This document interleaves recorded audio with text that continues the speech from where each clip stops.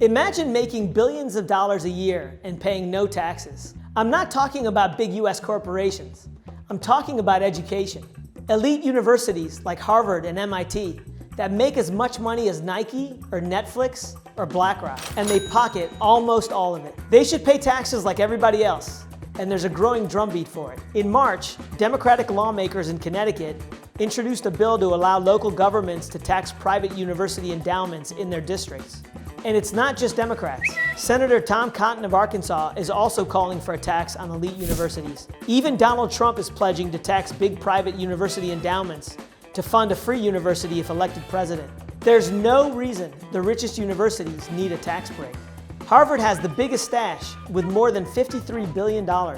Yale, Princeton, MIT, and Stanford have endowments of nearly $30 billion or more, bigger than the economies of more than 100 countries, bigger than the market value of 95% of public companies around the world. Think about that for a minute.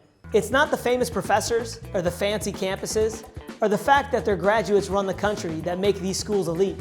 It's the huge pile of cash that makes it all possible. These are fortunes built on tax breaks. If you have any doubt, take a look at any college ranking.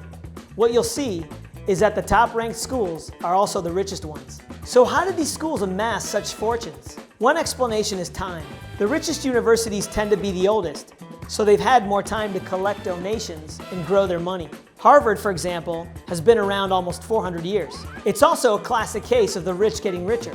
What, like it's hard? And if you want to build wealth, not paying taxes is a huge advantage. Think about this. Harvard's endowment has grown by an average of 11% a year for nearly half a century. At that rate, money doubles about every 6.5 years. But if Harvard were taxed like companies in its home state, it would take Harvard closer to 9 years to double its money. That may not sound like a big difference, but it adds up to billions of dollars over decades. Congress knows what a windfall this is, which is why it doesn't give the same tax break to everyone. The only thing comparable for individuals is a Roth retirement account, which is exempt from taxes. It's also why contributions to Roths are generally limited to a few $1,000s a year. Well, that doesn't seem fair. So why shouldn't Harvard and other big endowments pay taxes like everyone else? The common excuse is that universities provide a social good in the form of higher education that we should support. Which is true, we should want everyone to receive the highest quality education. But giving the richest universities a tax break does almost nothing to further that goal.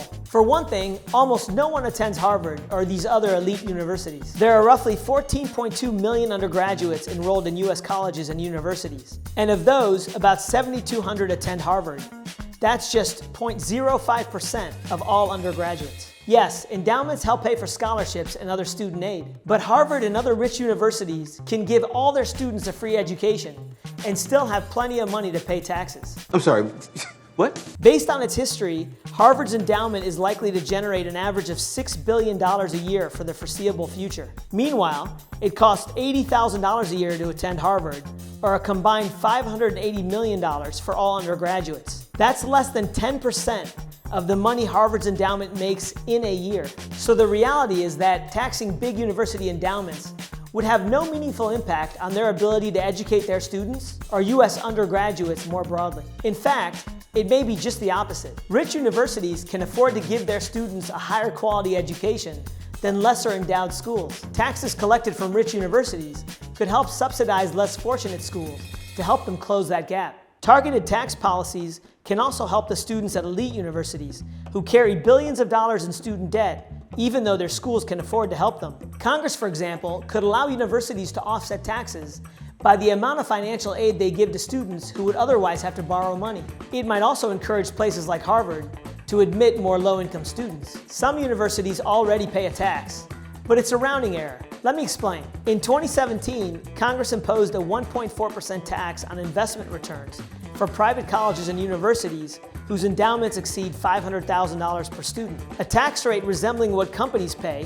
which is currently 21%, could be applied to those same endowments. It will only get harder to tax the richest universities, because as their endowments grow, so will their power and influence. We're wired to think linearly, but when it comes to growing money, you have to think exponentially. And here's what that means. Harvard targets a payout of 5% a year from its endowment. If the endowment continues to grow by 11% a year, it will be worth $100 billion in 10 years and nearly $250 billion by 2050. And that's probably a conservative estimate. As Harvard's endowment grows, its 5% payout will also balloon. Right now, a 5% payout is about $2.5 billion. But by 2050, that same payout percentage would yield closer to $12 billion. It's hard to imagine Harvard spending that much a year. What's more likely is that spending will grow roughly in line with inflation, leaving the rest to be reinvested in the endowment. And if that happens, Harvard's endowment could be worth closer to $450 billion by 2050. The same math applies to other elite universities. So if you think they have too much power and influence now, just wait. And the money that Harvard and other elite universities make puts them among the most profitable companies in the world. People are rightfully outraged when hugely profitable companies pay few or no taxes. Why should elite universities be any different?